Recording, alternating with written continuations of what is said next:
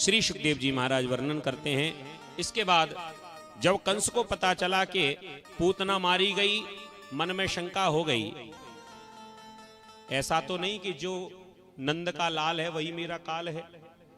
अब की बार अपनी शंका का समाधान करने के लिए एक और राक्षस भेजा जिसका नाम है सकटासुर।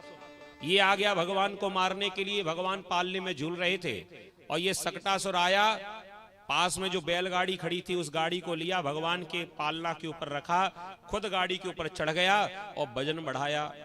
वजन के कारण गाड़ी के जो पहिए थे वो पृथ्वी में धंसने लगे। इसने सोचा कि गाड़ी के नीचे दबा के मार दूंगा, लेकिन भगवान ने खेल खेल में ऐसी घुमाकर लात मारी सो गाड़ी और राक्षस दोनों ही आकाश में उड़ गए। बड़ी जोर की। अब भगवान की लात पड़ी होगी तो कैसी पड़ी होगी समझ लो। नीचे से ऊपर जब गए तो नीचे गाड़ी, ऊपर राक्षस, और वापस जब लौट कर आए तो ऊपर गाड़ी, नीचे राक्षस। पहले राक्षस गिरा, उसके ऊपर गाड़ी गिरी और गिरते ही गोविंदाय नमो नमः। भगवान ने सकटासुर का उद्धार किया। फिर एक और राक्षस भेजा जिसका नाम है तृणावर्त।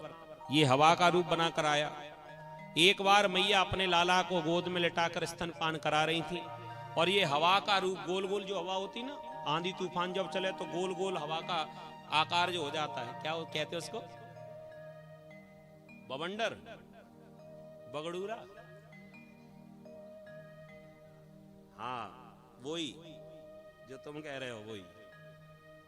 वैसे इसका नाम संस्कृत में है तृणावर्त। इसको भंवर भी कहते हैं कहीं कहीं। दो प्रकार से आता है, ये पानी में भी आए और हवा में भी आए।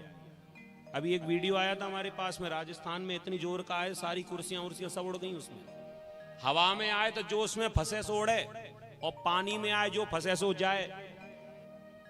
और ये भंवर का ही रूप बनाकर आ गया, गोल गोल हवा। भगवान ने देखा, मन में प्रसन्न हो रहे, वारे मामा जी बड़ी सुंदर सुंदर बधाइयां भेज रहे हो। लाला के भय पे मामा के आते बधाइयां में ना, सो पहले पूतना नाम की गुड़िया भेजी, सो ज्यादा ना चली, टूट गई। उसके बाद में तृणावर्त, सकटासुर नाम की गाड़ी भेजी, सो गाड़ी भी टूट गई। अब ये तृणावर्त नाम का हेलीकॉप्टर भेजा, जरा देखें ये कितना उड़ता है। भगवान ने एक लीला की, देखो प्रभु की लीला, जब से हुए तब से लीला कर रहे। भगवान ने सोचा मैया के सामने तो लड़ नहीं सकता, क्या करे? भगवान रोने का नाटक करे सो मैया बार बार स्तनपान कराए। माँ के पास तो बस यही है, बालक रोए सो स्तनपान कराए। अब कैसे समझे माँ भगवान की मन की बात? भगवान ने सोचा ऐसे काम ना चलेगा, सो भगवान ने लेटे लेटे अपना वजन बढ़ा दिया और इतना वजन बढ़ाया कि मैया से भगवान का वजन संभला नहीं। ये माताएं बैठी हैं, ईमानदारी से बताना, कभी किसी माँ को अपने लाला में वजन लगता है क्या? बताओ। चाहे पूरी गिरिराज जी की परिक्रमा लगानी पड़े गोद में उठा के, चाहे यहां से कितनी भी दूर पैदल जाना पड़े, बेचारी अपना सामान भी उठा लेंगी, सब कुछ उठा लेंगे, अपने लाला को भी उठा लेंगी, वजन नहीं लगेगा। बताओ लगता है क्या? अपने लाला में वजन लगता है क्या? और पड़ोसी के में?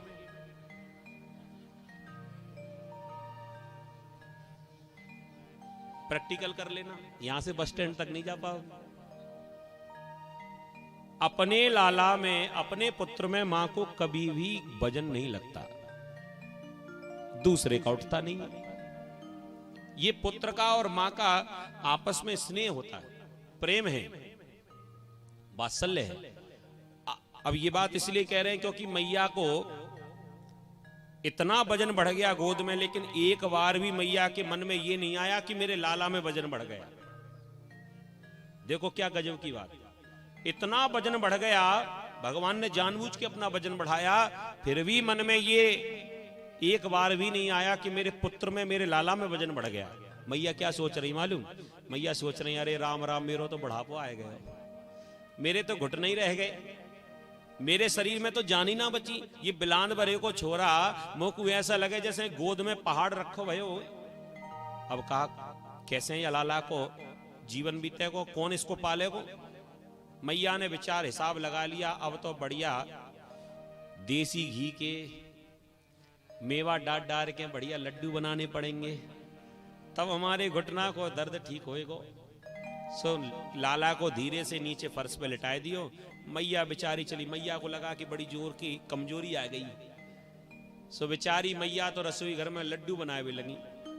मैया लग गई अपने काम में और इधर भगवान को मौका मिल गया, कह दिया अब आ जाओ, कैसे आ रहे हो। उड़ते हुए तृणावर्त जैसे ही आया, थोड़ी देर के लिए पूरे ब्रज में अंधेरा सा छा गया, तूफान सा उठा।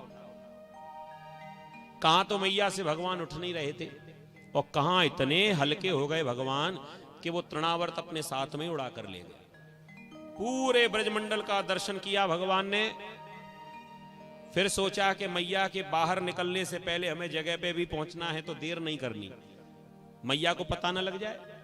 सो भगवान ने कहा, मामा जी राम राम, आपका बहुत बहुत धन्यवाद।